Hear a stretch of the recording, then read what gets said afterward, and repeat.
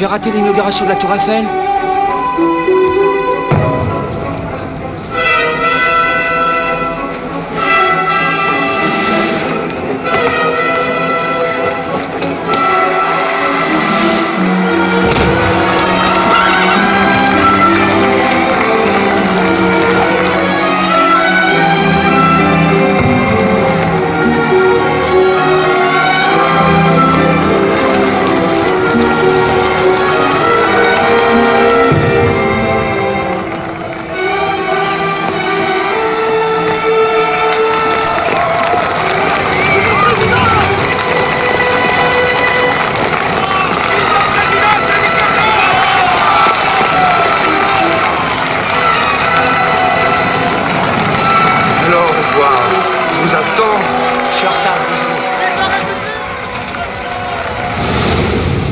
A verdadeira lenda da Torre Eiffel. Hoje, segunda-feira, 6 de maio de 1889, o presidente Sadi Carnot abrirá a Exposição Universal. Ele saúda o grande engenheiro Gustave Eiffel, a quem devemos a torre de 300 metros, principal atração da exposição. Este monumento único no mundo celebra o retorno da França ao mundo das grandes potências.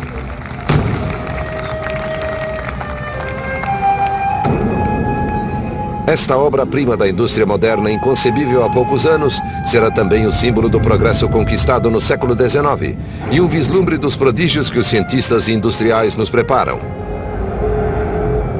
Com esta estrutura verdadeiramente extraordinária, passamos para o futuro. A Torre do Engenheiro Eiffel ultrapassa o limite do possível, vai além da imaginação e marca o primeiro dia de uma nova era. 5 anos antes.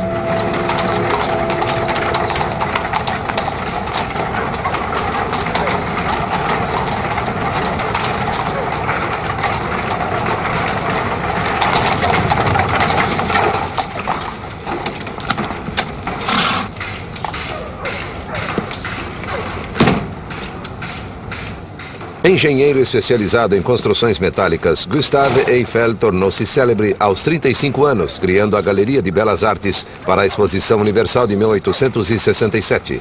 Também construiu a ponte sobre o Douro, em Portugal, a estação de trem de Budapeste, pontes e pavilhões na Cochinchina, no Peru e no Chile, a ponte sobre o Danúbio e o incrível viaduto de Garrabi, que acabou de ser concluído.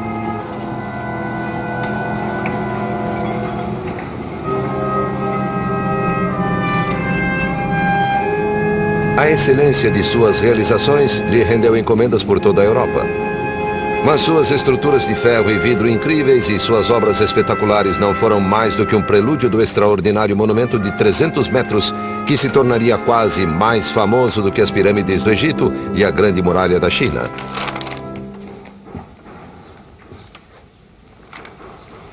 Desde o início de sua carreira, Eiffel tinha ciência da importância da mídia. Convocava os jornalistas com frequência para falar de seus projetos. Alors, le matériel arrive par ici. Chaque appareil, notez celui-là, a une ergonomie propre qui est en fonction des éléments qu'il travaille.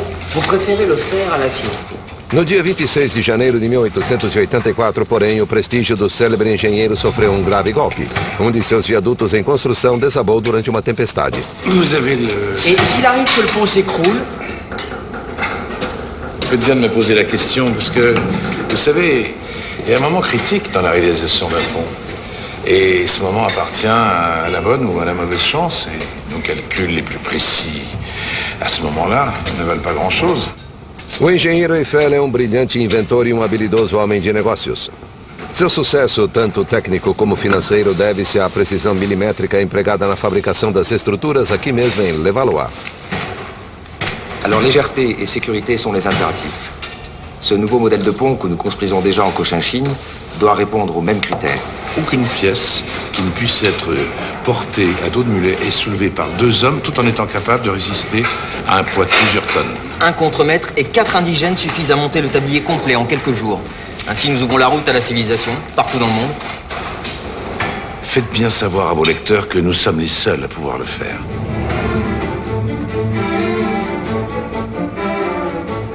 Tudo foi preparado e pré-fabricado na oficina.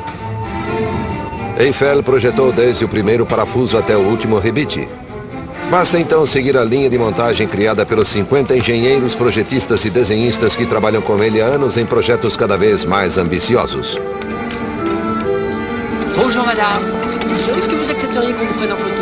Após a humilhante derrota imposta pelos prussianos e a tragédia da Comuna, os parisienses reencontram a alegria de viver e a confiança no futuro. Uma nova geração chega ao mundo. Regardez l'objectif là, c'est bien.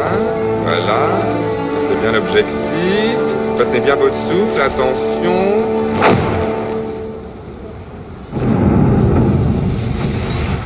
A Estátua da Liberdade é um símbolo para aqueles que procuram um mundo melhor e mais justo. Foi na França que este maravilhoso presente aos Estados Unidos se materializou sob a forma de um monumento colossal, obra-prima do escultor Bartholdi e do engenheiro Eiffel. La visite d'un génie de la littérature, d'un génie de l'art comme vous est un plaisir inégalable. C'est un honneur, monsieur Wu. Un honneur immense pour le modeste ingénieur que je suis. C'est la poésie, personnifiée par le plus grand de nos auteurs vivants. Elle est devant nous, messieurs, la poésie. Elle nous impose le silence. Recebendo a ilustre visita de Victor Hugo, a estátua, um presente da velha Europa ao Novo Mundo, permaneceu temporariamente na oficina do Sr. Bartholdi. Monsieur Bartholdi, une photographie. Envolto em um manto de cobre, este monumento extraordinário possui uma sólida estrutura de ferro concebida por Eiffel, que o fará resistir tanto à mais severa das tempestades quanto a seu próprio peso. Et sur ce même principe, nous construirons des immeubles d'habitation, des bâtiments d'usine, toutes sortes d'édifices, et leur hauteur ne connaîtra pas de limite.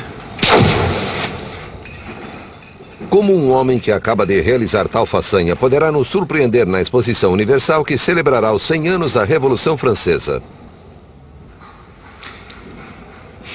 C'est exactement ce que nous avons fait pour l'exposition de 67. Il y a presque 20 ans. 20 ans et rien de neuf.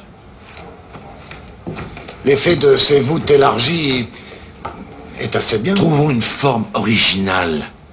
Un objet absolument inédit. Ou alors, laissons la future exposition universelle se faire sans nous.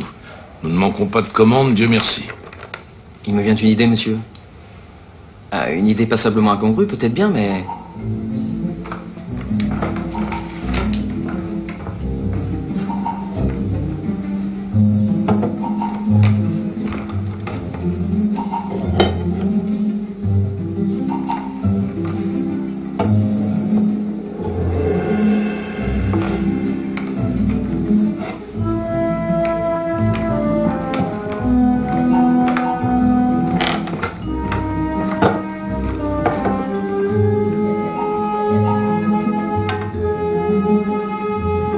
Voici cette fameuse tour de 300 mètres dont on rêve depuis 50 ans, en Europe et en Amérique.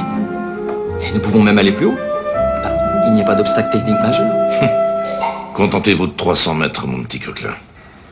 N'y passez pas trop de temps. 300 mètres de fer qui ne seront au mieux qu'une sorte d'attraction foraine. Si vous y tenez tellement, je vous avancerai le prix du papier. Et je vous ferai cadeau des crayons. Segunda-feira, 5 de maio de 1884.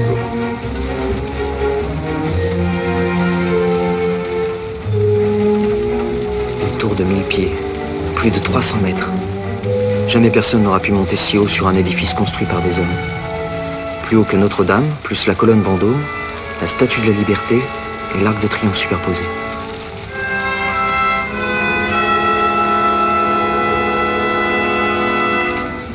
Eiffel ficara viúvo há alguns anos e sua filha Claire ocupou o lugar de dona de casa. Tu sais à quoi notre jeune ami Coquelin passe toutes ses nuits? Il est au bal de l'opéra? Au Café Concert? Mon Dieu, non, tu y es pas du tout, là. Moi, j'y suis. Tu lui fais creuser à main nue le tunnel de ton futur métro, mon cher père. Ah, si le pharaon voulait bien me prêter ses 100 000 esclaves, ça serait pas une si mauvaise idée, ça. Et après, le métro Eiffel. Une pyramide Eiffel. J'ai fait quelques calculs préliminaires. La tour aurait une masse de 7000 tonnes environ. Si on élargit suffisamment l'emprise, cela devrait représenter 3,5 kilos au centimètre carré, soit pas plus qu'une personne assise sur une chaise. Alors, t'y crois toi aussi? Eh bien, ce sont les autres qu'il faut convaincre. C'est logique, c'est simple. Impeccable, de bas en haut, mais... Votre avis, Sauvestre? Tous les Parisiens ne sont pas des mathématiciens. Ce n'est que mon modeste avis d'architecte.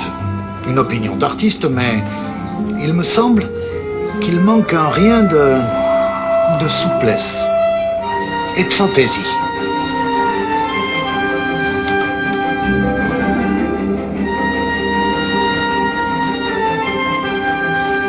C'est très intéressant. Je vois beaucoup de difficultés pour la réaliser. Continuez quand même. Mais ça sert à quoi? À part être un somptueux paratonnerre, monsieur Coquelin? Ça ne sert à rien, ça ne sera là que pour exister. C'est surtout le vent qui va exister. Vous avez songé à la pression d'un bon coup de vent sur votre pylône de 300 mètres? Oui, j'ai fait quelques calculs. Pour un vent de 160 km/h, ça ne devrait pas osciller là-haut de plus d'une vingtaine de centimètres. Et pour un vent, mettons, de 200 km/h? Ça n'arrivera jamais sous nos latitudes. La tempête qui a détruit notre viaduc de la Tarde n'existait pas non plus. Monsieur Compagnon, nous étions en phase de lançage. 300 tonnes de fer en déséquilibre au-dessus du vide. Le moment le plus dangereux. Alors, on la regarde exister, votre tour, et c'est tout. On monte pas dessus. Il y aura des ascenseurs. Des ascenseurs? Vous avez déjà vu un ascenseur s'élever comme ça, vous? Pourtant, il en faudra bien. Il y a une solution à tout. Moi, je peux la dessiner, cette tour. Mais vous, est-ce que vous aurez assez de cran pour la construire? Demandez à mes hommes. À 300 mètres du sol, ils râleront si fort qu'on les entendra d'en bas, mais chacun sera à son poste. Et ils feront leur boulot, monsieur. Ça sert quand même à rien, votre truc. As 7.000 toneladas serão distribuídas em 3,5 kg por centímetro quadrado, peso menor do que o da maioria dos imóveis parisienses. Semana após semana, planta após planta, análise após análise, a torre toma sua forma definitiva. Sexta-feira, 12 de dezembro de 1884.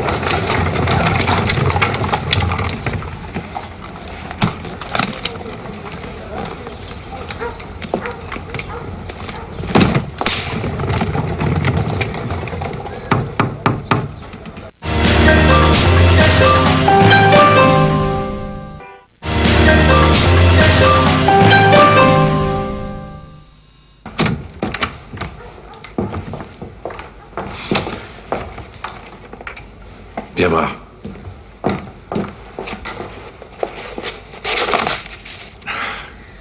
Chaque fois que je la vois, je la trouve plus belle. Surtout aujourd'hui. Il suffit d'un simple détail, tu vois, pour la rendre parfaite. Projet d'une tour de 300 mètres déposé le 12 décembre 1884 par messieurs Eiffel et Sauvestre. Sauvestre est là, oui. Il me faut la signature d'un architecte pour participer au concours de l'exposition. Mais c'est Coquelin qui l'a dessiné, cette tour. C'est son idée. Coquelin et nous, Guillet, recevrons chacun 100 000 francs et un pourcentage sur les bénéfices que je compte tirer de ma tour. Ils n'ont pas protesté. Pour quelques nuits passées à travailler sur les planches à dessin, je pas si mal payé. Tu as raison. Non pas à se plaindre. Surtout qu'ils n'ont fait qu'appliquer mes méthodes de travail et se servir de mes propres inventions. Et les véritables difficultés vont juste commencer. Elles pourront se résoudre que sous ma responsabilité. Mas Eiffel encontrou forte concorrente nesta busca pelos céus. Bourdet, o arquiteto do Palácio do Trocadéro, propôs a construção de farol de 300 metros que iluminaria Paris. Notre tour a une rivale, mes bons amis. Une rivale en granit. Oui, en granit. Pourquoi pas en plomb? Du trop célèbre architecte Bourdet. Ce machin s'effondrera au premier coup de vent. Ou bien ça s'enfoncera dans le sol sous l'effet de son propre poids. En admettant qu'on parvienne jamais à le construire. L'obélisque de Washington est en granit aussi. Après 35 ans d'efforts, ils n'ont pas pu dépasser les 160 mètres.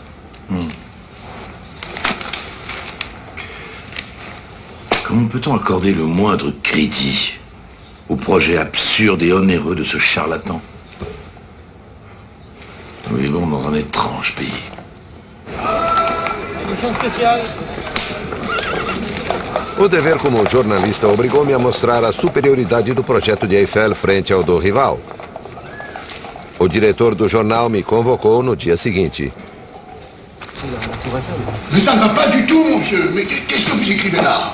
Regardez-moi ça. Un splendide exploit technique, la preuve de la Renaissance française. Et puis quoi encore? Cette vilaine ferraille de l'ingénieur Eiffel. Monsieur... Je vous paye pour exprimer les opinions du journal, ce qui veut dire les miennes, pas les vôtres. Mais monsieur, pas plus tard qu'hier, vous pensiez du bien d'Eiffel? Mais Eiffel a sûrement du génie, tant mieux pour lui. Bourdet est protégé en très haut lieu. Et ça vaut bien plus que tout le talent du monde. Se a construirmos a sinistra torre do engenheiro Eiffel, destruirá o último oásis verde em pleno centro de Paris. Para derrotar Bourdet, Eiffel encontrou defensor no governo, Édouard Lecroix, ministre do Comércio e da Indústria.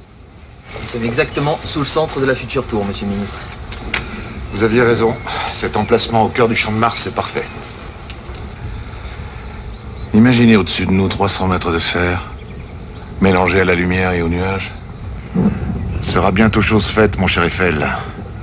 Vous avez le savoir-faire et le sérieux. Il me manquait juste un ministre. Il faut bien que parfois nous servions à quelque chose. O regulamento do concurso para a construção de uma torre de 300 metros foi enfim publicado. Ficou determinado que a torre deveria ser metálica, o que acabou desqualificando a magnífica obra em granito do Sr. Bourdet. Vous êtes satisfait, monsieur Eiffel? Absolument. Le règlement de ce concours me convient parfaitement. Il est en effet sur mesure. Il ne sert qu'à éliminer votre seul concurrent sérieux, Bourdet. Sur mesure? En effet. Ça fait 2 ans que je travaille avec mon équipe. Dépôt de brevets, expérimentation, de nouvelles techniques. Non, ce que vous voulez, vous, c'est que le concours soit gagné par des gens qui font n'importe quoi. Et qui n'ont rien fait du tout. Os outros candidatos só terão 3 semanas para apresentar seus projetos. 3 semanas depois.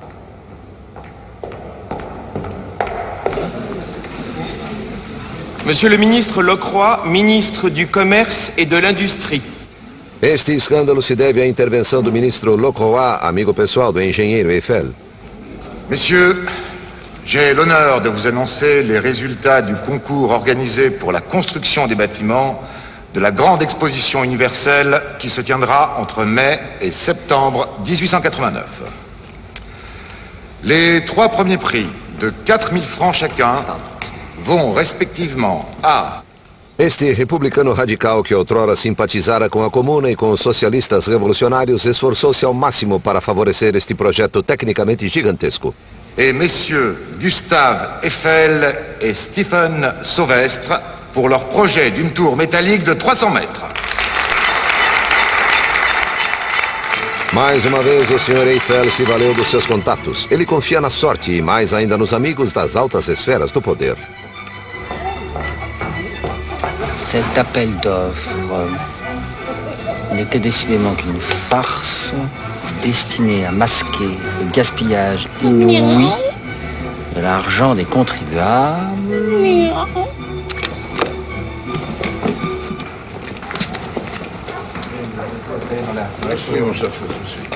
Et nous pouvons vous faire bénéficier d'un prix beaucoup plus intéressant sur le fer. Mes ingénieurs ne jurent plus que par l'acier, malgré son prix plus élevé. Moi pas. J'aime pas travailler sur une matière que je connais mal. Avec l'acier, personne ne connaît l'amplitude des oscillations par grand vent et par grande chaleur. Voilà ce que j'en pense, monsieur, de l'acier. Sous une forte bourrasque, la tour pourrait bien devenir une sorte de diapason.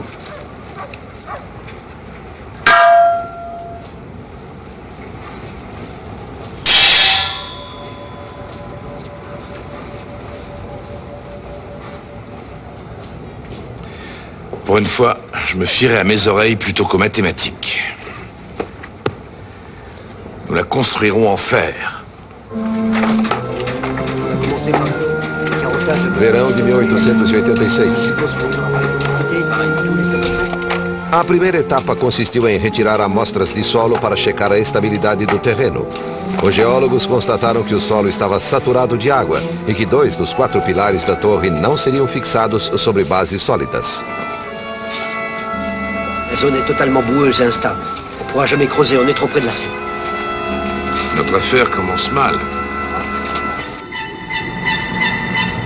A torre não será construída. Cabaré de Montmartre, novo espetáculo.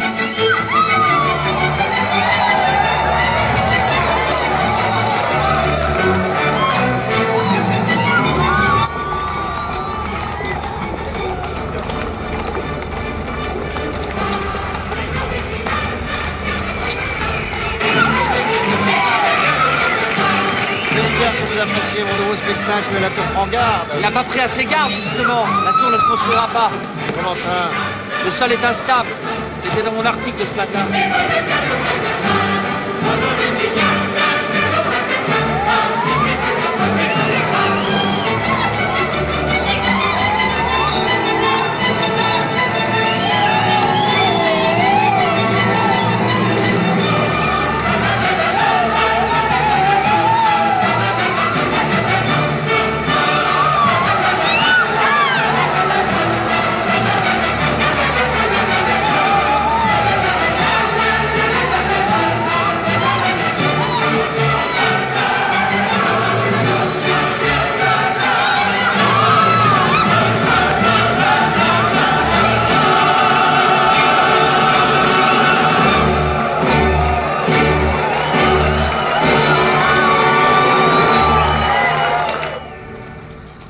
O trabalho que acabara de começar foi interrompido e o Champ de Mars voltou à antiga função: servir de área de treinamento aos cavaleiros da escola militar. Então Eiffel decidiu utilizar câmaras pressurizadas de 15 metros por 6 para cavar a 8 metros de profundidade em áreas inundadas. Inquietos, os membros do governo veem seus receios se concretizarem. Eiffel não cumprirá o prazo e excederá a verba destinada ao projeto. Non, je ne lui parlerai pas. Votre protégé a entrepris de gaspiller l'argent public. Il y trouvera son avantage personnel, j'en doute pas, mais il pourrait bien vous coûter votre ministère. Monsieur le Président, puis-je au moins vous le présenter? Je ne veux avoir aucun rapport avec lui, même de courtoisie.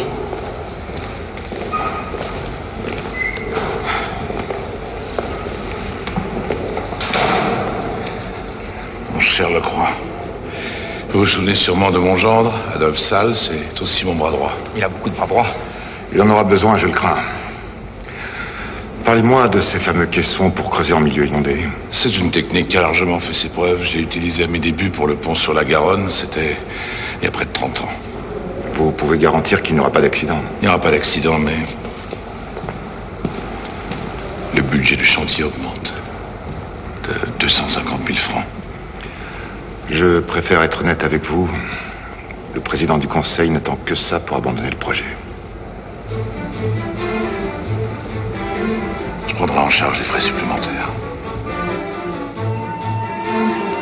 As diferentes peças da câmara foram montadas no canteiro de obras. Ótimo negócio para o fabricante das câmaras, ninguém menos do que o próprio Gustave Eiffel. Surtout pas de fausse manœuvre. Je veux pas d'accident. T'as déjà assez de retard. On envoie, mais tout doucement, hein, tout doucement. Allez, ça suit, ça suit, ça suit. Voilà. Excusez-moi. Ouais. Les terrassiers vont travailler dans ces caissons? La technique est au point, ouais. Un peu plus sur ta gauche, là. Voilà. Voilà. Ce sont des vrais cercueils, y a pas d'autre mot. Appelez ça comme vous voudrez. Ils vont les plonger vraiment dans l'eau? Dans ce qu'on trouvera, oui. Et comment les hommes vont-ils respirer? On leur enverra de l'air par des pompes. Tout simplement. C'est parfaitement incompréhensible. Tenez donc, je veux vous montrer une chose, avant que vous n'écriviez encore des horreurs sur moi. Ah, et quoi donc, monsieur Eiffel? Un verre, mon ami, un verre à boire. Un banal verre à boire.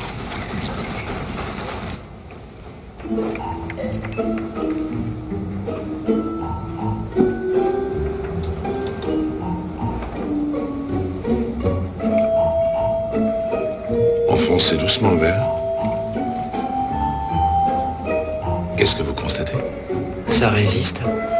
Il y a une grosse bulle d'air. Vous pourrez l'écrire, monsieur le journaliste. Les hommes travailleront dans une bulle d'air. Ils auront largement de quoi respirer.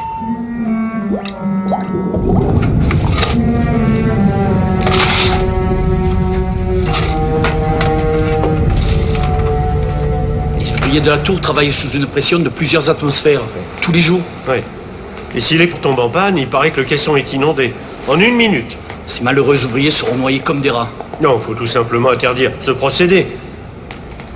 Messieurs de l'opposition, mes hommages sincères à votre clairvoyance et à votre sagesse. Monsieur le ministre, nous exprimons simplement nos convictions. Mais je suis très heureux que vous vous préoccupiez de la santé de nos ouvriers terrassiers. J'en suis même étonné. Toute vie humaine nous tient à cœur. Nous exprimons les craintes de la majorité des Français. Qui sont tous des ingénieurs comme vous-même, n'est-ce pas? J'ai entendu qu'il y avait eu de graves accidents avec ce procédé sur les chantiers d'outre-mer. Ni vous ni moi ne sommes des ingénieurs comme M. Eiffel. Et croyez bien que pour lui, comme pour moi, les conditions de travail et de sécurité font partie des progrès immenses apportés par ce projet. L'ingénieur Eiffel prépare le siècle futur, et nous sommes à côté de lui, messieurs, des esprits bien médiocres.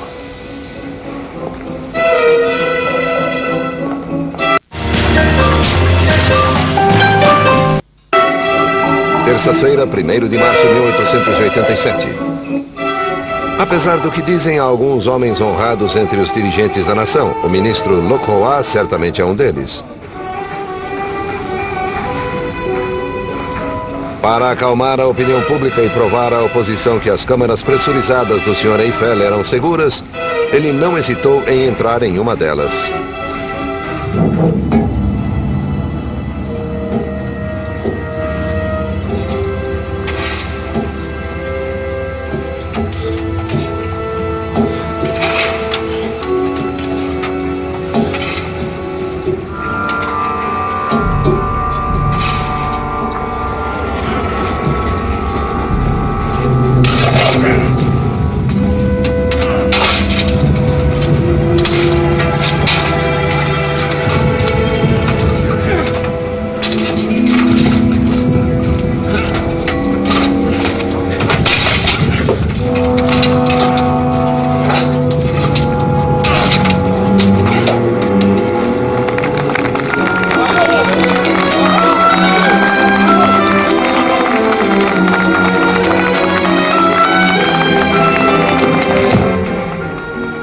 A intervenção espetacular e corajosa do ministro mais uma vez salvou a torre, permitindo que o Sr. Eiffel continuasse seu trabalho.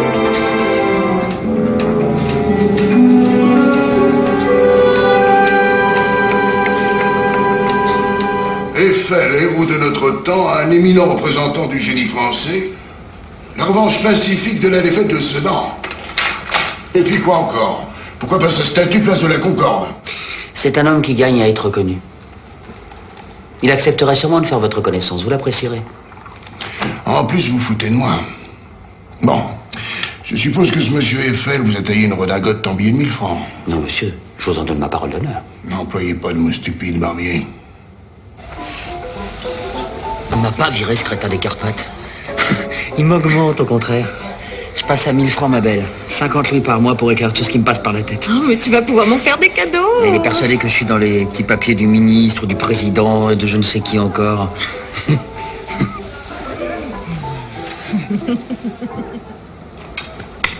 125 metros separam cada base da torre. As fundações das bases sul e leste foram cavadas em terreno seco e consistente, longe do Sena e das infiltrações de água.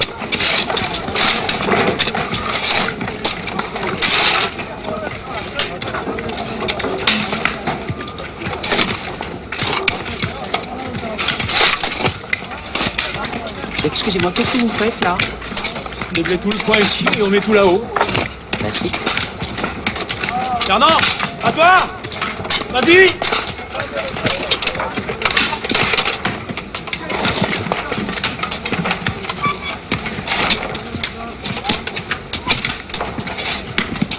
Quatro lajes de concreto são posicionadas para receber as primeiras peças da estrutura metálica de cada base. De agora em diante, nada mais deveria parar a torre, mas novos inimigos aparecem. C'est une lettre de protestation des artistes de notre pays contre l'érection de la tour de 300 mètres. Nous, écrivains, peintres, sculpteurs, architectes, amateurs passionnés de la beauté de Paris, venons protester de toutes nos forces, de toute notre indignation, au nom du goût français, au nom de l'art et de l'histoire français menacés contre l'érection en plein cœur de la capitale de l'inutile et monstrueuse Tour Eiffel. Qui a signé cette infamie? Alexandre Dumas fils, Charles Gounod, François Copé, Charles Garnier, le comte de Lille, Maupassant. L'élite. L'élite de notre pays. C'est accablant.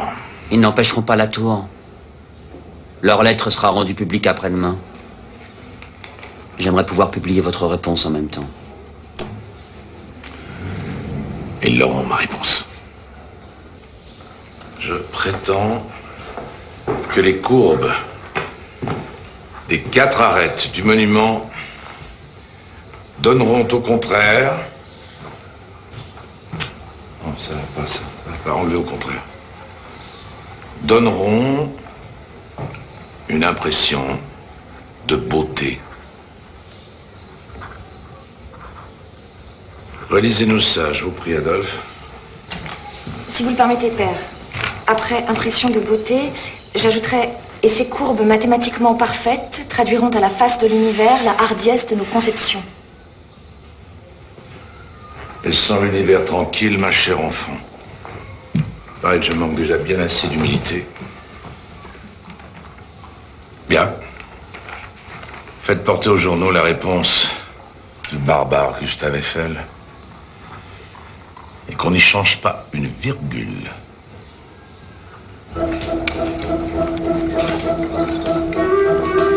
Quarta-feira, 25 de maio de 1887. Ano após as primeiras análises de solo e 4 meses após os primeiros golpes de picareta, a primeira etapa foi concluída. 39 mil metros cúbicos de terra e pedra foram retirados. Os 4 pedestais estão em seus lugares, prontos para receber a delicada estrutura de metal que constituirá a torre. Os operários cederão lugar aos quase 200 rebitadores que vieram de toda a França. Eles receberão mais do que o salário habitual, pois concordaram com as condições particulares de trabalho e o prazo de entrega da obra. Tu as bien lu le règlement du nouveau chantier? T'as tout compris? Oui, monsieur Compagnon. Signe. Duval, Valentin et Maximilien. Il y a plus d'1 million de rivets à poser là-haut. Ça te fait pas peur? Non, monsieur. Et 18 000 poutres à monter. Et comme ça. T'as intérêt à rester en bonne santé. Pour ça, monsieur, pas de problème. Je suis déjà solide comme un pont. Comme ton père, hein? Il me connaît depuis que j'avais ton âge. Une vraie tête brûlée. Il a même failli finir au bagne. Drôle d'époque, ouais. On s'égorgeait entre Français sous le regard amusé des Prussiens. Paris était en flammes. C'était ça, la commune. Rien d'autre qu'un foutu gâchis. Valentin Duval, après l'armistice, a rejoint les rangs des insurgés. La commune révolutionnaire de Paris. Avant qu'elle soit impitoyablement matée.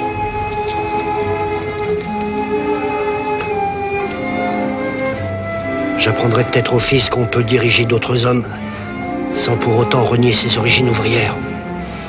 J'en suis la preuve, moi, Jean Compagnon, chef de travaux aux ateliers Eiffel, ancien ouvrier sorti du rang. As condições de contratação são particularmente rígidas.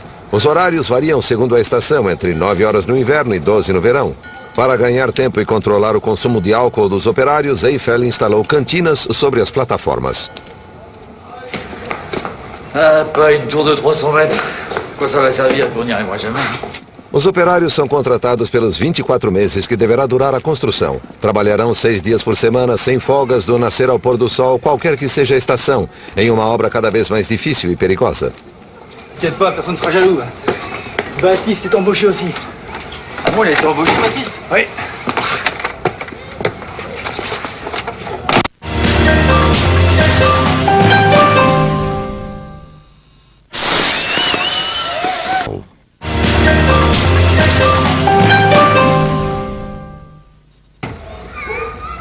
Tu verras la tour d'ici, maman.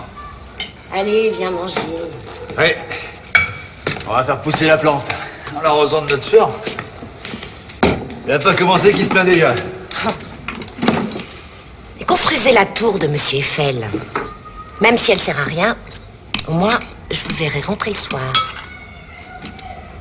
Monsieur les terrassiers, on bouge plus. Sexta-feira, 13 de junho de 1887.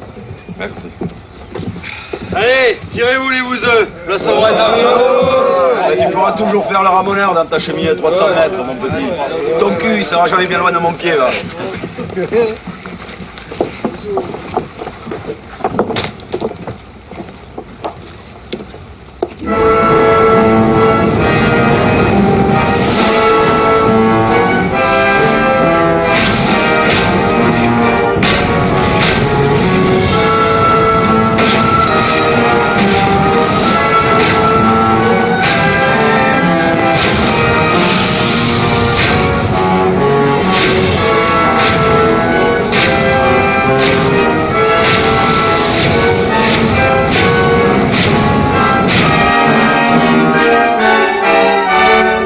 Eiffel está prestes a derreter a bagatela de 60 milhões de quilos de ferro, o equivalente a 1,5 kg por cidadão francês, para celebrar o centenário da Grande Revolução. As vigas virão da forja de Pompée, no leste da França, e serão transportadas por trem até as oficinas de Eiffel, onde serão trabalhadas, perfuradas e cortadas antes de serem entregues por barcaças ao canteiro de obras.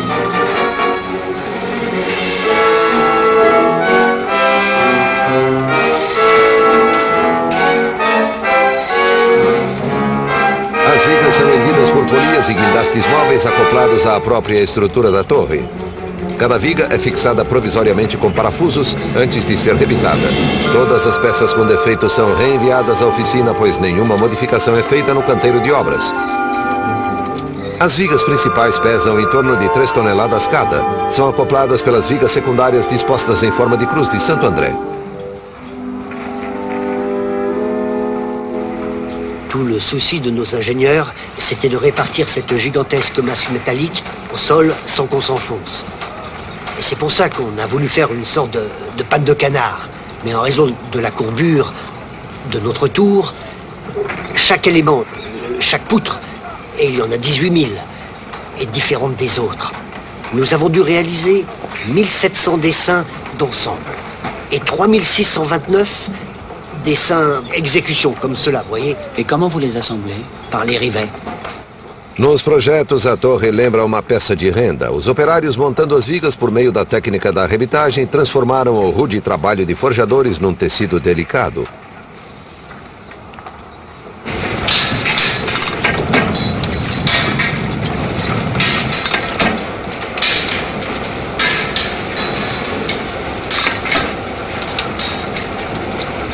Esta obra colossal será composta de 18.038 peças calculadas com uma precisão milimétrica.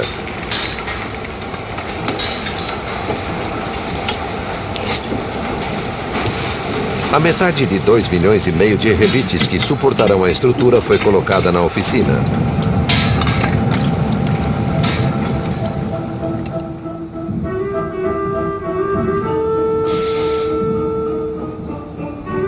Este é um momento crucial. Os 4 pilares da torre serão acoplados por 4 vigas gigantes pesando 70 toneladas cada, que suportarão a primeira plataforma e darão solidez à obra.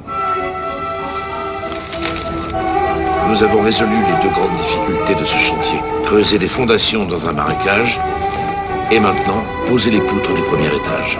Bastide, libère-le un peu! Vincent! Se esta operação delicada não se concretizar com perfeição, jamais veremos a torre. Mas ninguém aqui duvida do sucesso final. Na verdade, o ajuste preciso de todas as vigas será obtido através de um processo muito simples, que consiste em montar as vigas mais alto do que o necessário sobre uma caixa com areia que escorrerá bem devagar, baixando a viga até o nível pretendido com precisão milimétrica.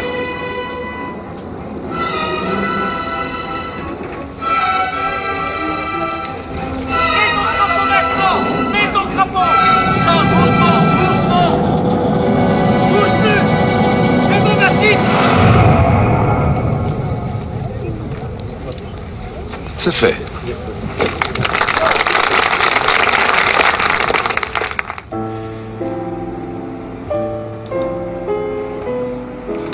J'aurais tout calculé sur la résistance de la tour au vent. Cet ennemi rusé, imprévisible, pervers et toujours d'une violence sauvage. Mais les calculs ne servent à rien quand il s'agit des ouvriers qui travaillent là-haut, à la merci d'une brusque rafale. Qu'ils tombent de 30 mètres ou de 250, le résultat sera le même.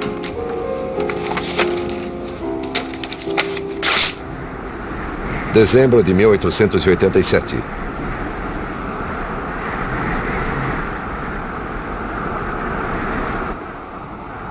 São 8 horas da manhã.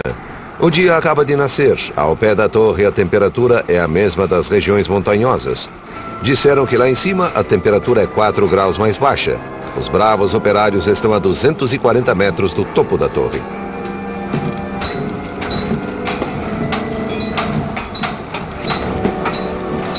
É um espetáculo extraordinário e cotidiano, como se fosse natural os operários trabalharem a mais de 60 metros. Gostaria de ter dito 60 metros de altitude, Mas eles poderiam perceber o vazio que os ameaça ou ficar sensíveis aos golpes de vento que mais de uma vez passaram dos 80 km por hora.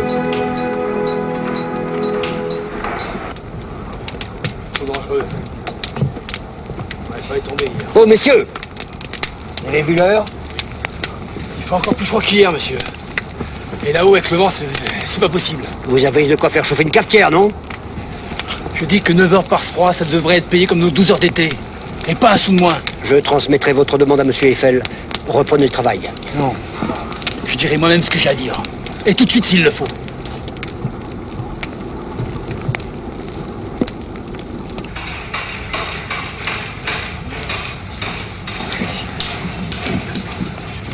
C'est un socialiste. Adepte des idées d'un certain Karl Marx. Ouais, pour le reste? Oh, excellent élément. Travailleur, sobre, courageux. Ce sont les mêmes individualités qui construisent la société qui souvent rêvent de la détruire. Est-ce que vous comprenez une contradiction pareille?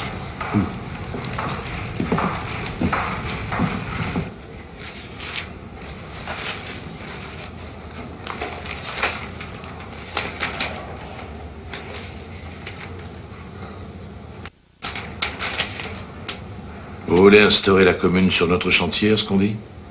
Nos revendications sont légitimes. L'achèvement de la tour est tout aussi légitime, il me semble.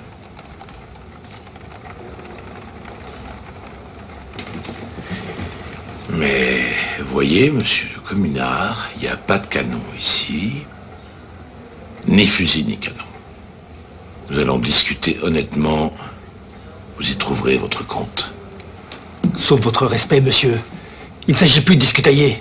Quand on nous fait trimer là-haut dans un froid pire qu'au pôle Nord, avec un vent à nous balancer dans le vide. Vous voulez négocier, oui ou non? Nous avons justement le même ennemi, le vent. C'est vous qui discutaillez, monsieur Duval. Moi, je veux que nous réussissions ensemble. Messieurs, venez par ici, s'il vous plaît.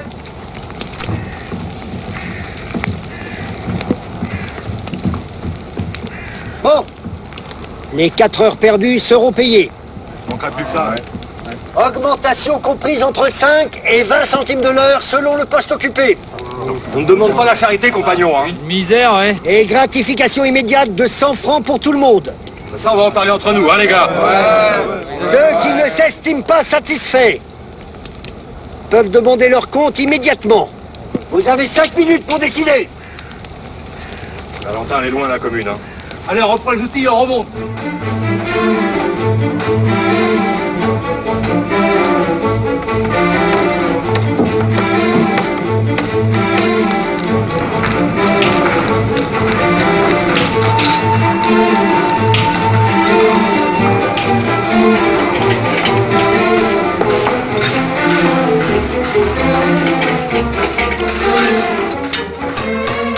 As vigas são montadas com parafusos que são retirados pelos rebitadores para a verificação do alinhamento dos buracos. As equipes de rebitadores são compostas de 4 pessoas. Um aprendiz aquece os rebites até a temperatura de 1200 graus. O rebitador pega o rebite com uma pinça longa e o insere no buraco comum a 2 peças. Uma vez no local, bloqueia-se o rebite com um contraestampo, enquanto um dos outros 2 integrantes, com a ajuda de um martelo de 5 quilos e de um estampo, molda a nova cabeça.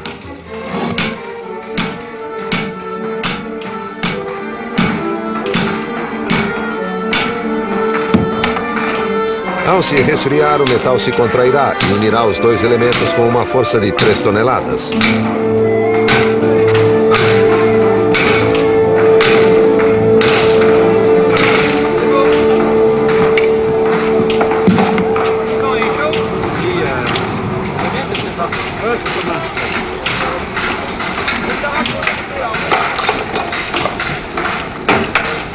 Cada equipe de rebitadores possui uma técnica própria de martelar e se reconhece pelo som singular de suas batidas. As 40 equipes colocam cerca de 3.200 rebites por dia.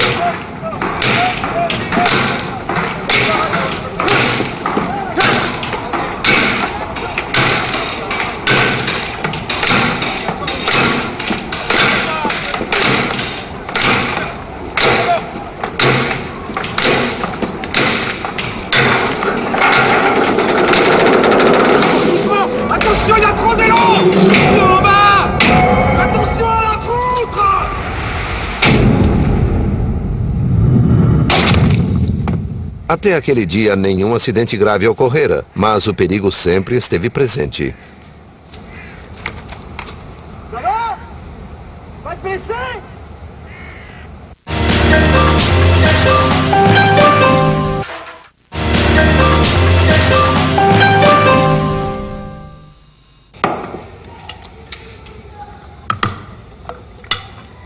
Qu'est-ce qu'il y a? Rien.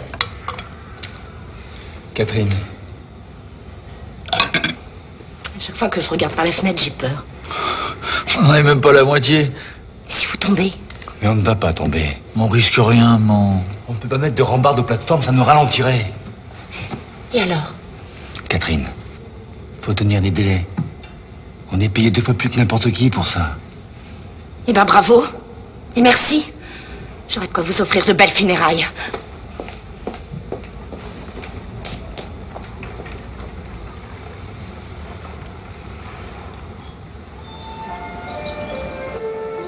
Uma escada leva ao primeiro andar. Eiffel, os engenheiros e alguns amigos fazem a inauguração particular da plataforma.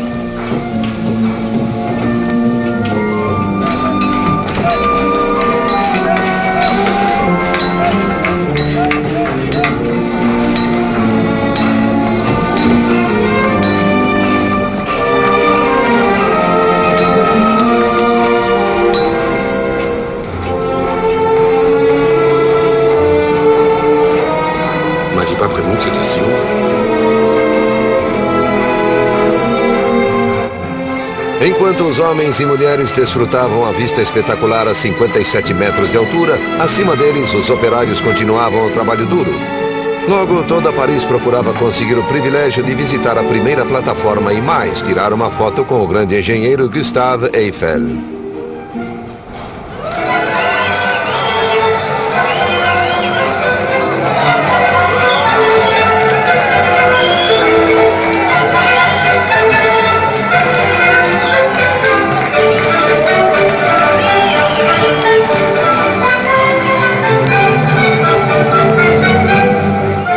A vida noturna no final do século XIX é tão agitada quanto a diurna.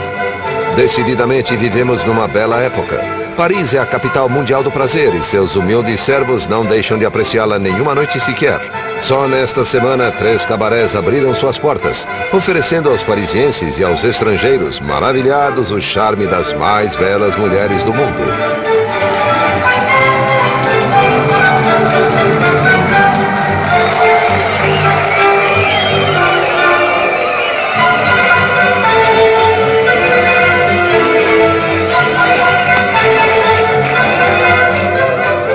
O tempo passa rápido em meio à seda e ao cetim, mesmo porque o verão se aproxima e as noites estão cada vez mais curtas. Hoje, dia 13 de julho, Eiffel nos convidou para a inauguração da segunda plataforma, a 110 metros de altura. Somente 3 meses se passaram desde a conquista do primeiro andar e um pouco mais de um ano desde a montagem da estrutura metálica. A torre cresce cada vez mais rápido.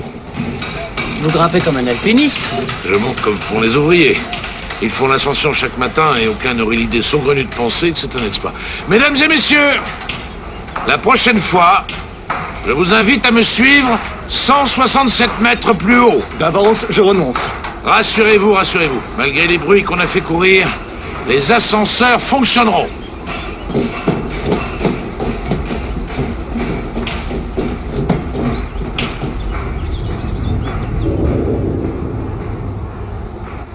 Eiffel organizou um suntuoso banquete seguido de fogos de artifício lançados do segundo andar.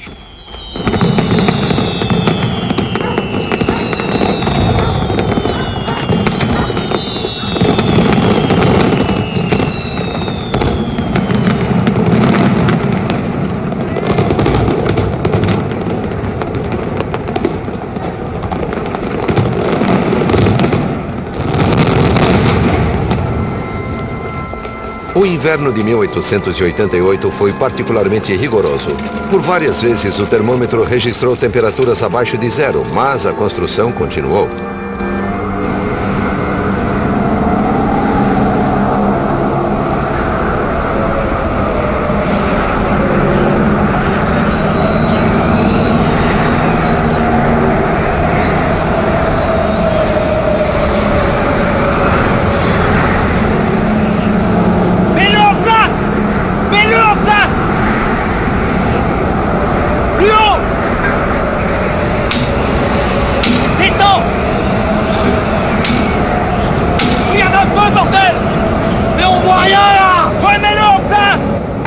Quando o vento está muito forte, a arrebitagem para. Sobre a torre, os operários realizam os procedimentos de segurança. Verificam se as linhas de força se dispõem corretamente sobre as vigas enfileiradas e corrigem as vigas deformadas em função de uma avaria ou acidente. Mais je te dis que ça glisse! On arrête pour aujourd'hui, c'est trop dangereux! On redescend! Gare Roberta!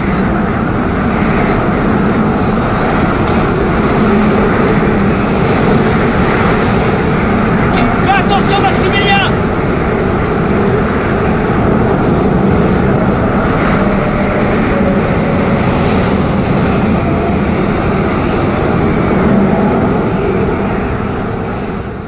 Les gars, on travaille de plus en plus haut. Mais les salaires, eux, ils restent en bas. On aura des pâquerettes. Ah, c'est vrai ça. Et il fait moins 30 degrés là-haut. On se fait retirer ou geler en attendant de s'écraser en bas. Alors qu'est-ce qu'on fait les gars? On arrête.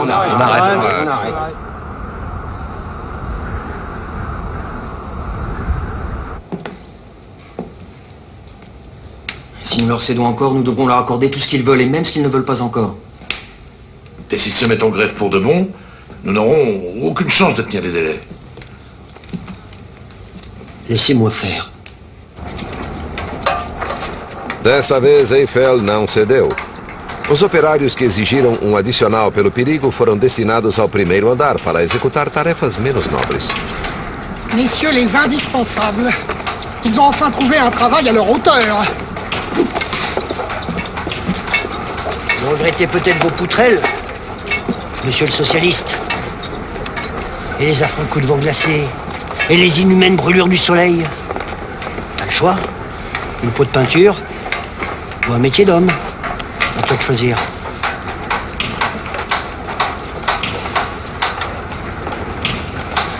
J'espérais au moins ça d'un ancien de la commune.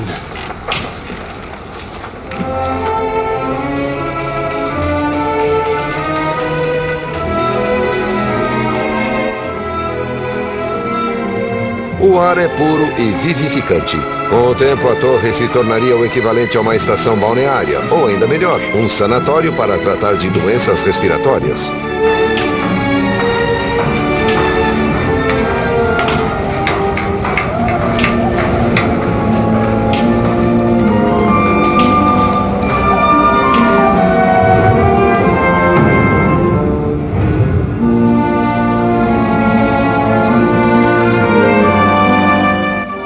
Meu fotógrafo e eu nos incumbimos de registrar este grande momento da história a gerações futuras.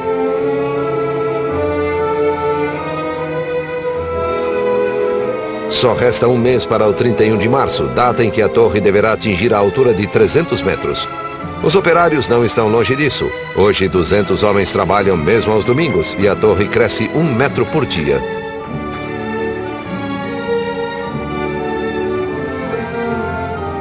Os outros profissionais, pintores, carpinteiros e encanadores que instalam a tubulação de gás para a iluminação seguem os revitadores.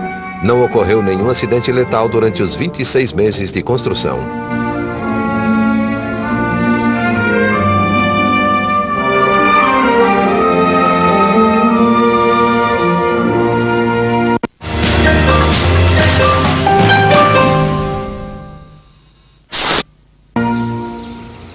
Sábado, 30 de março de 1889. É o último dia. Os operários dão a última camada de pintura e efetuam as verificações finais, incluindo a checagem dos rebites para assegurar que estejam presos.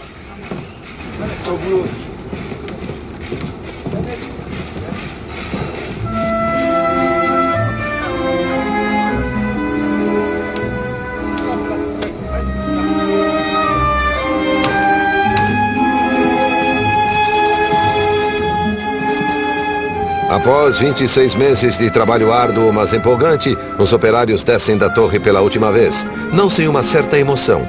A estrutura majestosa é provisória e os mais jovens já sabem que em 20 anos serão recontratados para desmontá-la. Ah, quelle journée, pas. Ouais. Ben voilà, c'est fait. Ça me fait tout drôle de savoir que je remonterai pas. Tu peux toujours acheter un ticket. On a posé plus d'1 million de rivets et il faut qu'on paye. C'est quand même grâce à nous qu'elle tient debout, non? Ouais. Et puis tiens, regarde ça. C'est du vrai cuir. Eiffel organiza a inauguração oficial da torre. As dificuldades técnicas retardam a instalação dos elevadores. Ninguém sabe se estarão prontos para o dia da inauguração pelo presidente Sadi Carnot. Ne vous inquiétez pas, Encore 1500 marches. Quando chegarmos à plataforma mais alta a 276 metros do solo, teremos subido mais de 1.700 degraus.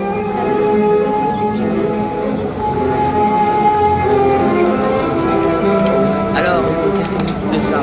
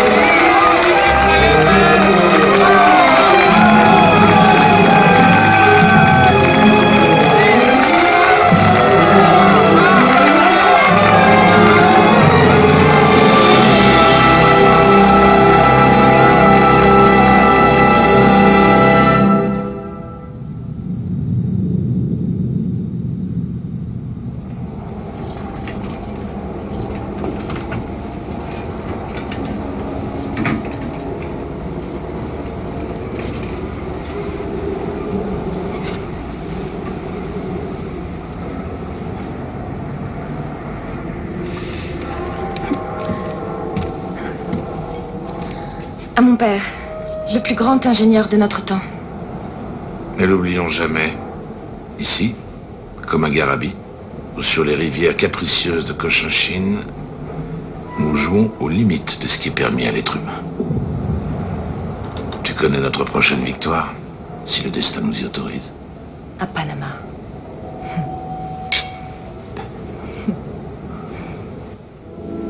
Há 8 anos, a obra do Canal do Panamá, sob a direção de Ferdinand Lesseps, vem passando por dificuldades intransponíveis. Centenas de milhões já foram gastos. Centenas de operários foram vítimas de acidentes e da febre amarela. Mesmo assim, o canal continua inacabado. Talvez só haja um homem capaz de salvar a França de um fracasso colossal, Gustave Eiffel. Monsieur de Lesseps a enfin accepté votre idée d'un canal à écluse. Il n'aura mis que 8 ans à se rendre à l'évidence. Et en attendant, combien de centaines de millions de francs dépensés en pure perte? Sur le versant atlantique, la première écluse se situera au kilomètre 22,7, ainsi que vous l'aviez préconisé. Elle aura une chute de 8 mètres. Le bief du partage des eaux sera ainsi de 38 mètres au-dessus du niveau de la mer. Ce sont vos propres conclusions, monsieur. Mon idée est évidemment la seule viable si de Lesseps veut achever son canal de Panama.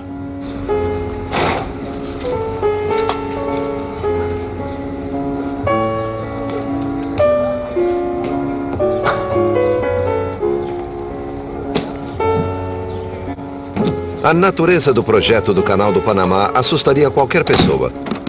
A Companhia do Canal Interoceânico do Panamá está quase falida. Cada metro cúbico de terra retirado é rapidamente substituído por outro que desaba. A cada dia o trabalho é refeito.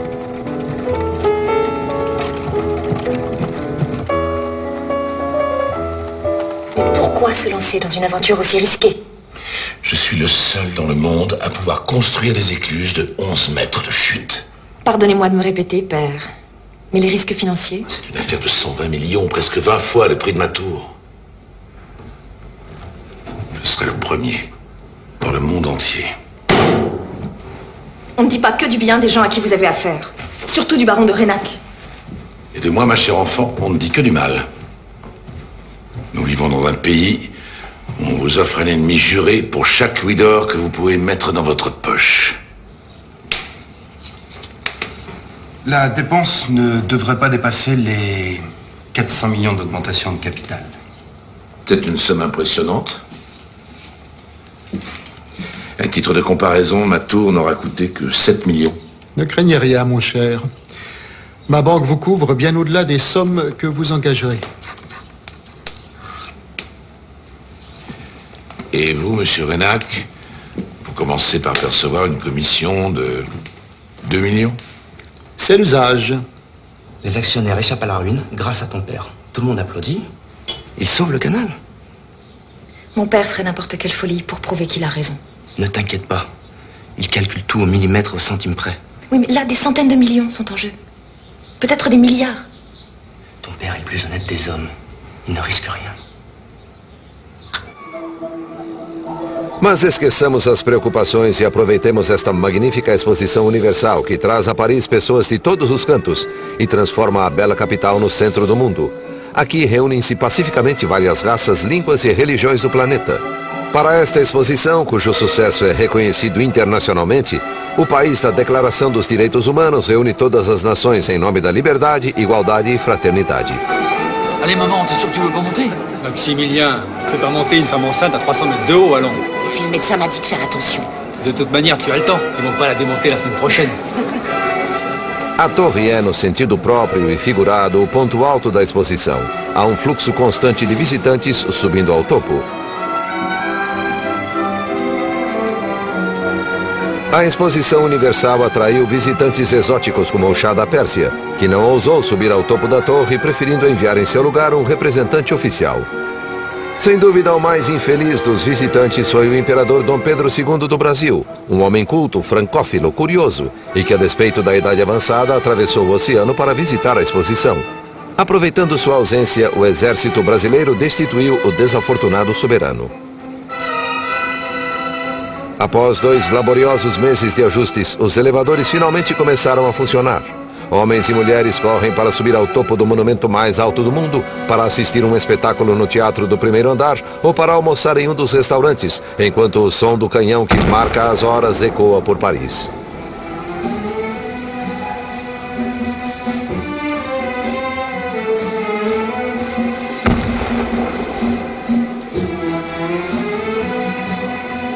Outra atração muito popular é a Rua do Cairo, com seus perfumes inebriantes, sabores apimentados e suas 1001 noites.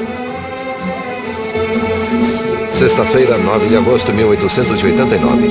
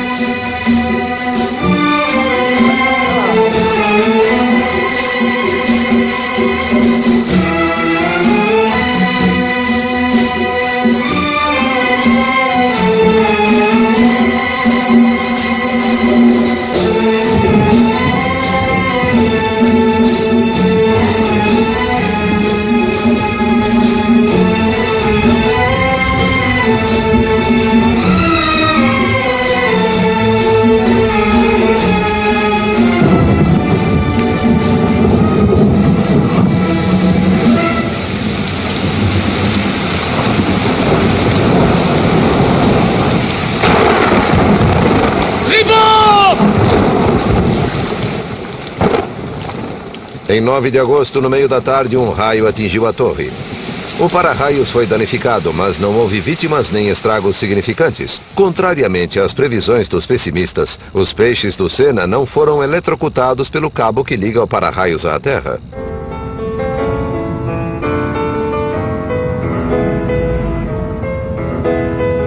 Lucullus est consommé aux œufs pochés, suivi d'une truite saumonée au coulis d'écrevisse, suivi d'une poularde du Mans à la russe, puis homard sauté. Très bien, c'est parfait. Notre Américain est un grand homme, mais il ne doit pas savoir distinguer un homard d'un caneton. Tu veux savoir la carte des vins? Thomas Edison a une tête à ne boire que de l'eau.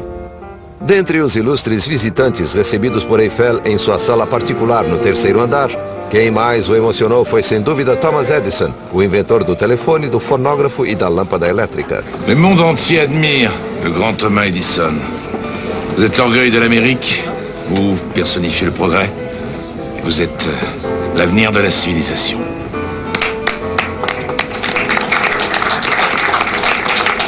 Vous nous feriez un immense plaisir si vous nous donniez vos impressions par ici.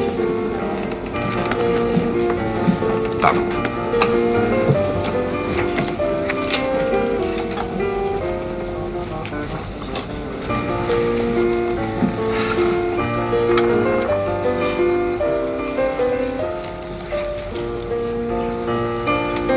Top of the Eiffel Tower, September 10th, 1889.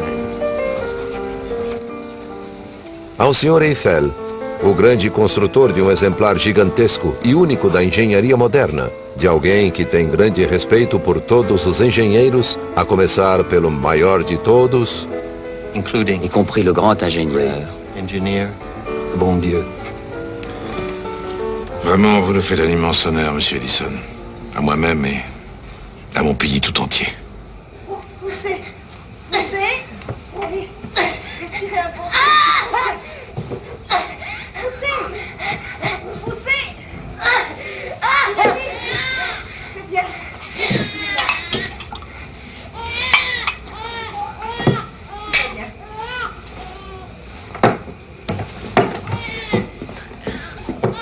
C'est un petit garçon.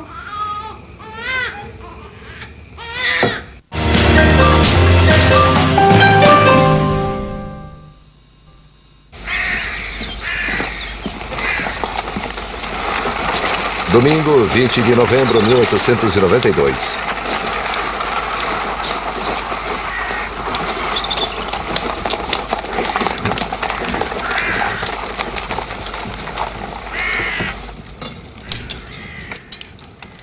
As primeiras constatações não determinaram as circunstâncias da morte do barão de Renac. O bom senso leva a crer que ele pôs fim a seus dias. Mas alguns já falam de uma morte relacionada ao escândalo no Panamá. O barão não pode ser responsabilizado sozinho por esta falência do século, envolvendo centenas de milhões de francos. Infelizmente, somos obrigados a citar aqui o nome de Gustave Eiffel, que em 1888 tornou-se o mestre de obras do enorme empreendimento.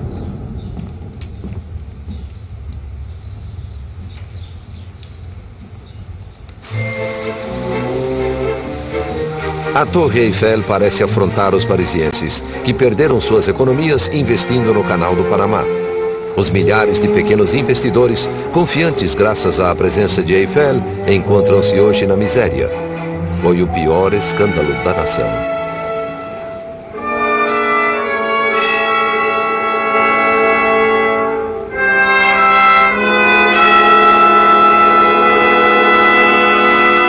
Je n'ai rien à justifier, monsieur. L'instruction prouvera que toutes les opérations sont honnêtes et parfaitement régulières. Je vous rappelle que des milliers d'actionnaires sont aujourd'hui sur le pavé, réduits à la soupe populaire, et que d'autres ayant tout perdu se sont suicidés. Em 10 de janeiro de 1893, Ferdinand Lesseps e Gustave Eiffel compareceram no Tribunal de Apelação. Lesseps, profundamente envolvido na memorável falência da Companhia do Panamá, não precisou de outra defesa além de sua idade avançada e glória vivida no passado. Eiffel, membro mais alto da Legião de Honra, foi acusado, não sem razão, de ter obtido lucro pessoal de mais de 30 milhões de francos com as opérations qui levaram a Companhia do Canal à ruína. Monsieur Gustave Eiffel, né le 15 décembre 1832 à Dijon, ingénieur, directeur de société, vous êtes condamné en application des articles 406 et 408 du Code pénal relatif à l'abus de confiance et détournement de biens à 2 ans de prison ferme et 20 000 francs d'amende.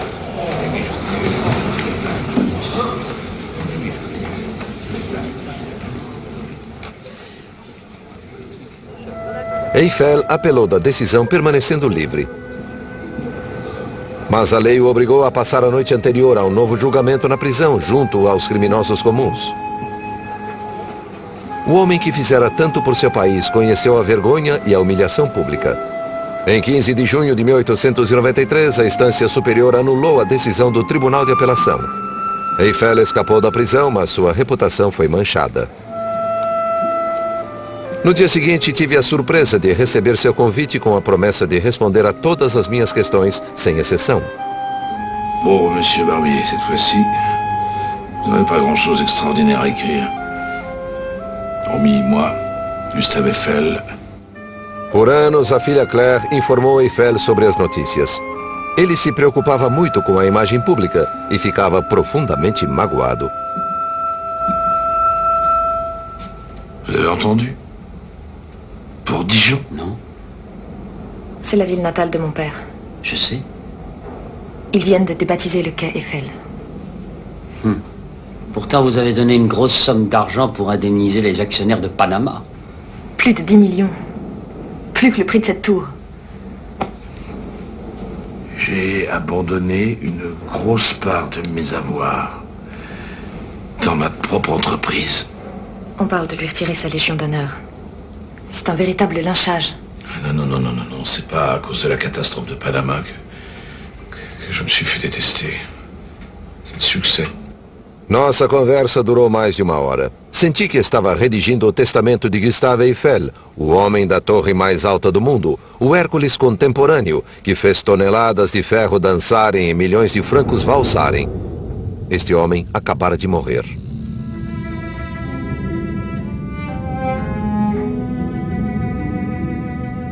Mas das cinzas deste herói vi surgir um novo personagem, mais humilde, discreto e mesmo assim admirável. O tempo do chefe de indústria chegar ao fim e ceder lugar ao cientista, experimentador, o homem de reflexão e introspecção.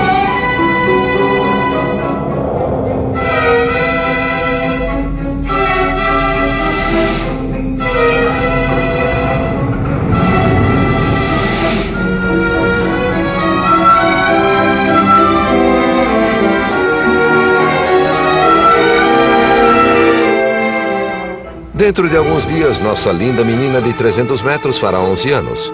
Os pintores e operários estão ocupados restaurando sua formosura. Desejamos a ela uma feliz adolescência, mesmo sabendo que não terá nenhuma chance de passar dos 20 anos, pois este é o limite fixado na concessão ao Sr. Eiffel.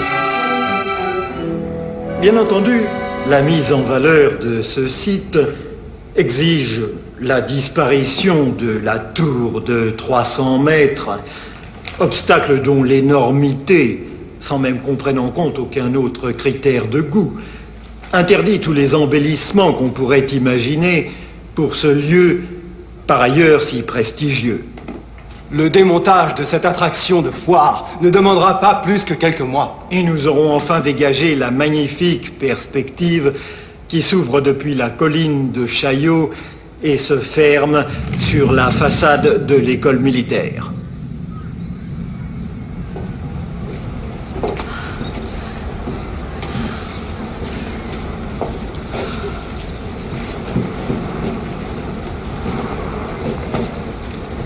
Ça va.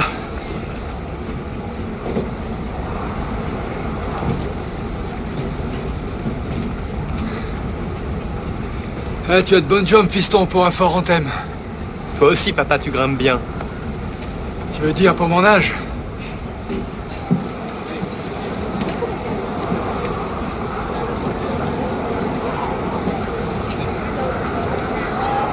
Dire qu'ils vont la démolir.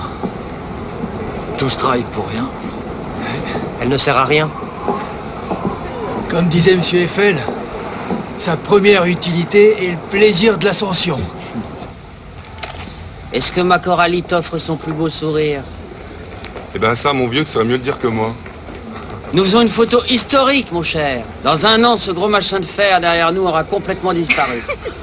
Et dans 1 an, ce gros journaliste à côté de moi aura disparu bien loin, lui aussi. Ils ne vont tout de même pas démonter la tour sous prétexte d'embellir le champ de Mars. Il en est question. Le comité technique de la préfecture va rendre sa décision dans moins de 15 jours. On reproche à la tour d'être complètement inutile. Elle permet des expériences scientifiques uniques au monde. Ben voilà un argument. Je vous écoute. Tout le pays lira ce que vous allez me dire là. Très bien. Commençons par la météorologie. Un édifice monstre qu'on pourrait souhaiter plus beau, mais qui sert à la météorologie, la télégraphie optique, la télégraphie sans fil et peut servir à 1000 autres études. Merci. Je crois que nous pouvons passer au vote.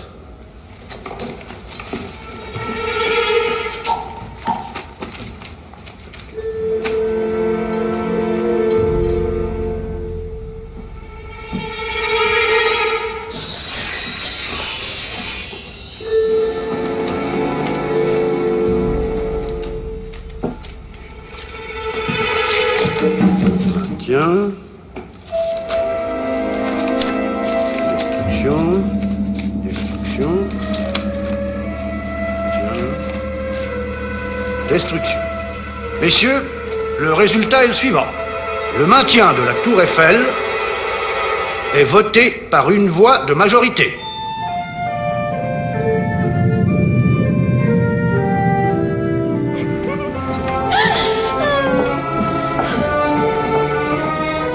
Je vais dormir ici.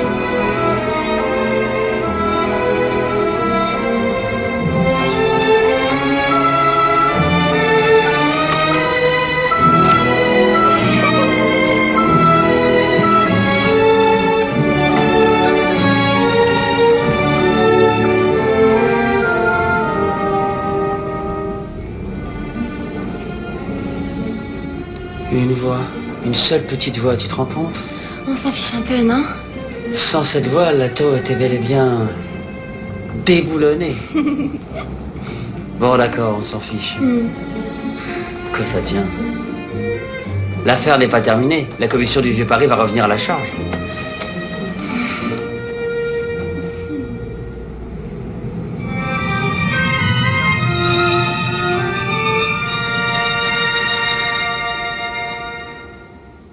Plus l'antenne est longue, plus nous pouvons améliorer la portée de l'émission et de la réception. Le capitaine Ferrier m'a fait une démonstration de cette TSF. C'est extraordinaire. On peut parler à des centaines de kilomètres sans être relié par un fil. Et la nuit, le signal va 2 fois plus loin. Si nous disposions d'une antenne géante sur la tour, nous pourrions encore doubler la distance. Mais vous êtes ici chez vous, mon capitaine. La tour accueille toutes les expériences scientifiques.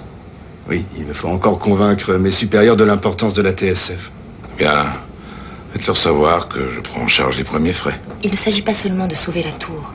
La télégraphie sans fil a une importance stratégique. En effet. Avant 50 ans, l'antenne de la tour pourrait émettre aussi des paroles. Et pourquoi pas des images. Avant 50 ans, vous dites? Eh bien, je prends en charge tous vos frais d'installation.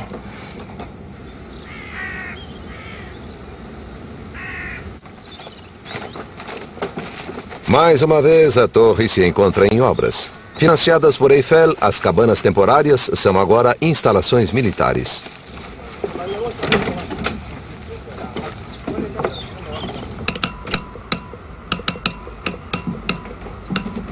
Un poste de télégraphie sans fil se compose de 2 parties distinctes. Il y a l'antenne qui expédie les ondes ou les arrête au vol.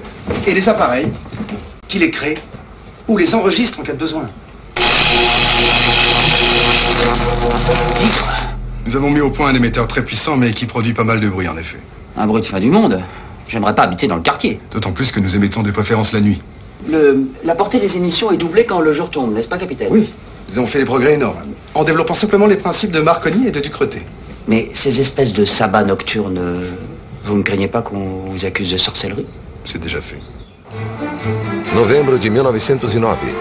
4 anos depois, a presença militar é definitiva. O exército instalou entre o topo da torre e as árvores do Champ de Mars 6 cabos de aço de 425 metros cada, praticamente invisíveis do solo, criando assim uma antena de 2,5 km de comprimento.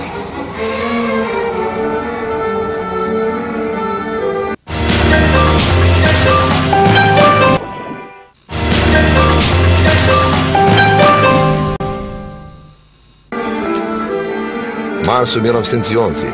A grande inundação de Paris finalmente acabou.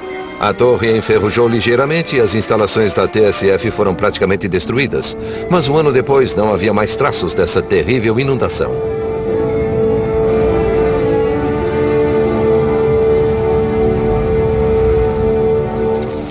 As 3 e depois 5 cabanas rudimentares que abrigavam o mais poderoso transmissor de TSF do mundo cederam lugar a instalações mais discretas.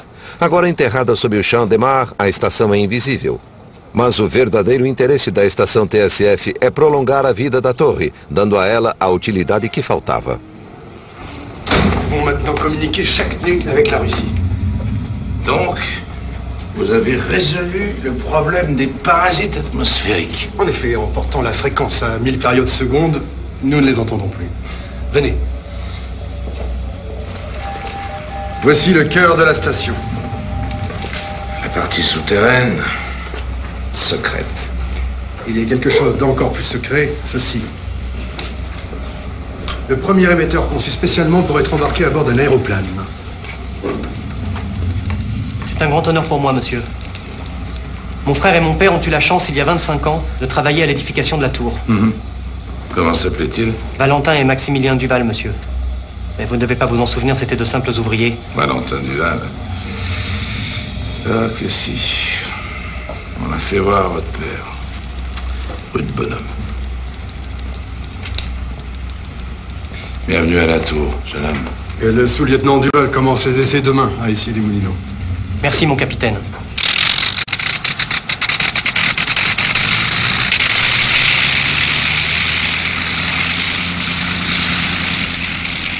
Pela primeira vez, a maior antena do mundo está em contato por telegrafia sem fio com um avião. Em menos de 2 anos, os enormes transmissores e receptores foram miniaturizados e puderam ser instalados em aeronaves.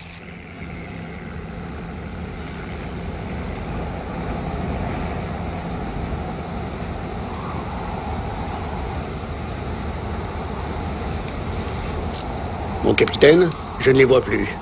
L'avion est trop loin. Bien reçu. Je les entends parfaitement, mon capitaine.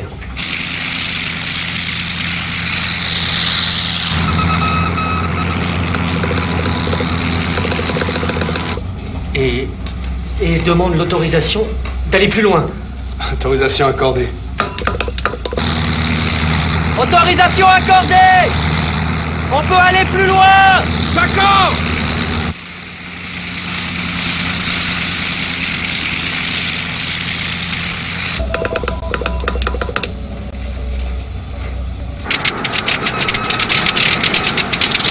On n'a plus d'essence! Faut atterrir en vitesse!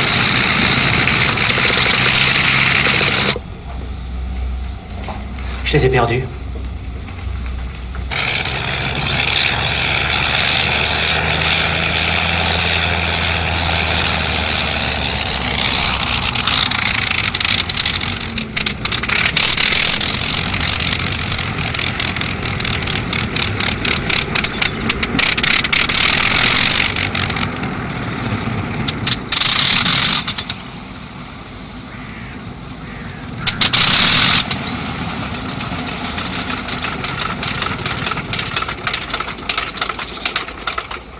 Monsieur, on est où ici? Ça s'appelle comment? Margny, monsieur. Margny quoi? Margny où? Près de Compiègne. Près de Compiègne? Près de Compiègne. On est près de Compiègne, vieux. À 60 km de la Tour Eiffel. Je les recevais impeccablement.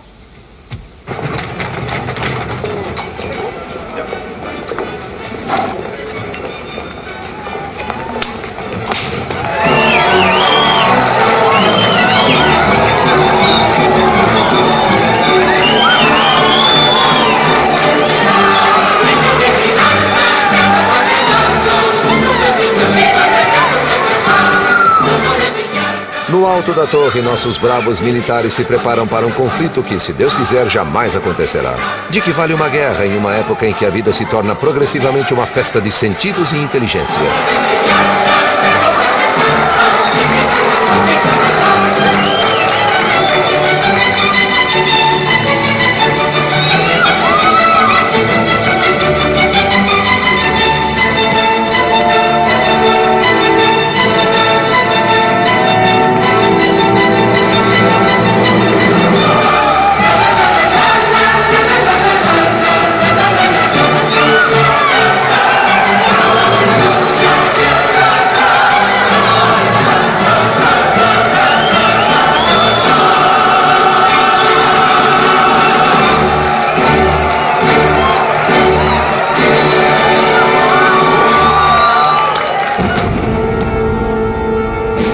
Sábado, 1º de agosto de 1914.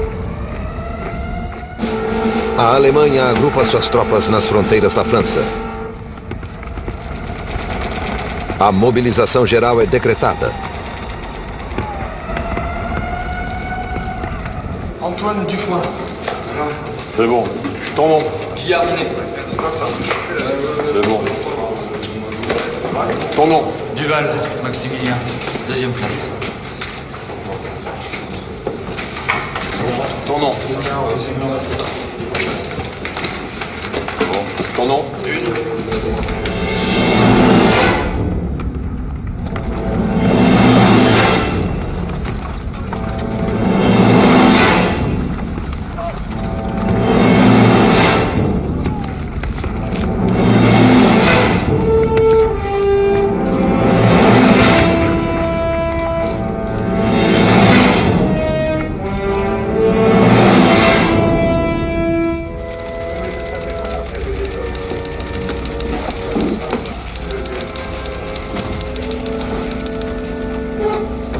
Léon?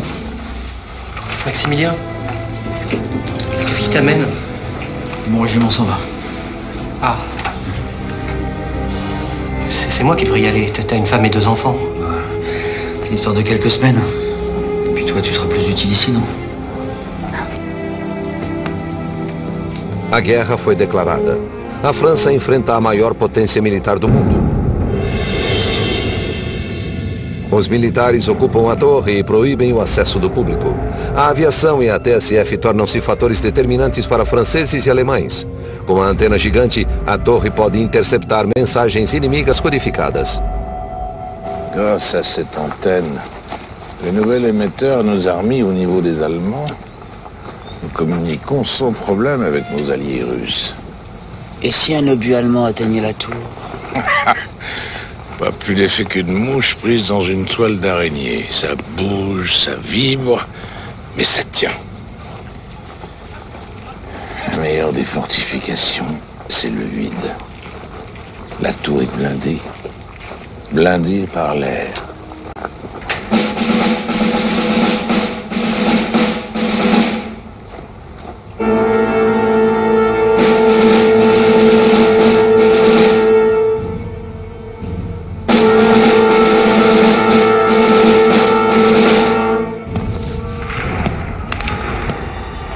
Nossas tropas lutam bravamente do Mar do Norte ao Jura.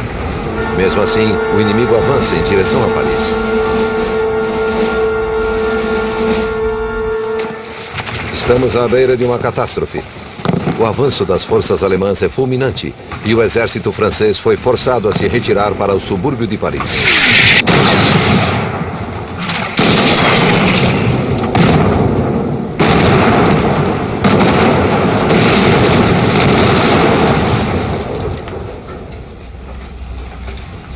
Ils viennent encore de changer de code, mon capitaine. Tenez, portez cela à côté au jour du chiffre.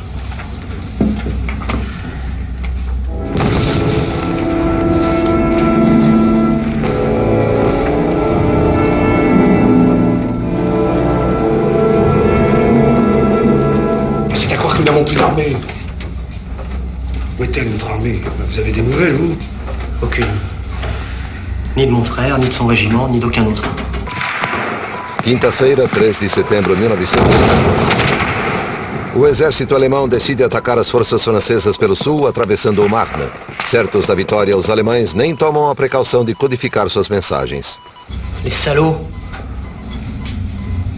Et ils les mettent en clair maintenant, ils se foutent de nous.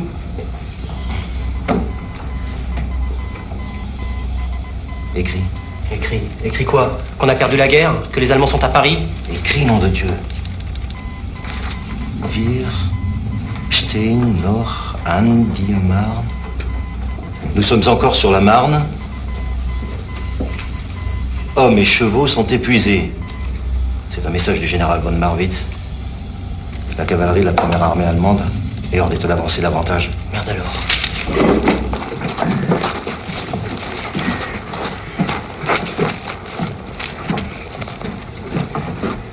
Qui a décrypté ce message, lieutenant? C'était en clair, mon capitaine. J'avertis l'état-major. Ou bien le message est un faux pour nous piéger, ou bien c'est nous qui les tenons. As preciosas informações obtidas graças à antena foram rapidamente confirmadas. O general Gallieni decidiu enviar os homens da guarnição de Paris. Pretendia aproveitar o momento vulnerável em que o exército alemão se encontrava. Requisitou os táxis da cidade e transportou em uma noite 6.000 soldados que mudaram o rumo da guerra.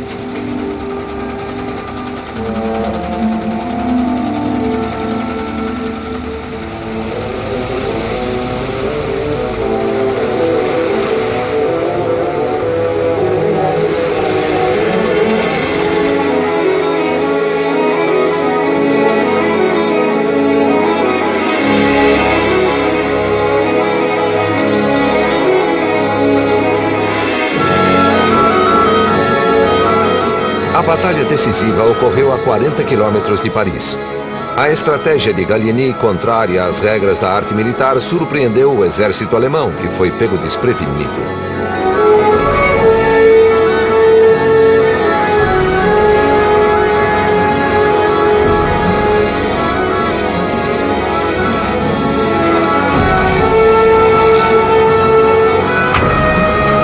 Oh, il y a du mouvement en bas! De la cavalerie! C'est nous, c'est eux! On est trop haut pour voir, mon capitaine!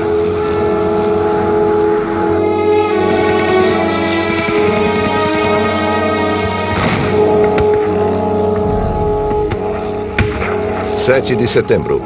Os aviões de reconhecimento sobrevoando o fronte confirmam. Os franceses retomam a vantagem e os alemães batem em retirada.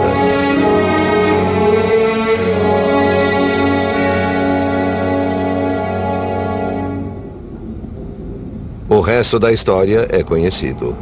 Muitas coisas aconteceram desde 1914. A Torre Eiffel foi salva pela Batalha do Marne, assim como toda a França. Depois disso, nunca mais se levantou a hipótese de desmontá-la. Eiffel faleceu em 1923. E a torre? A torre.